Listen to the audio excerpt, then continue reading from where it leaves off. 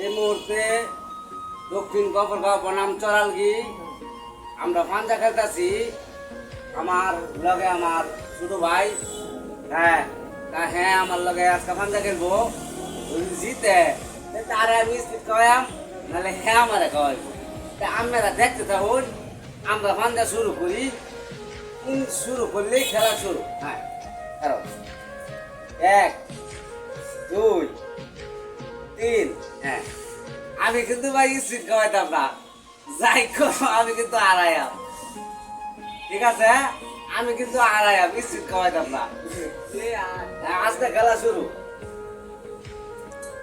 হ্যাঁ এর সাথে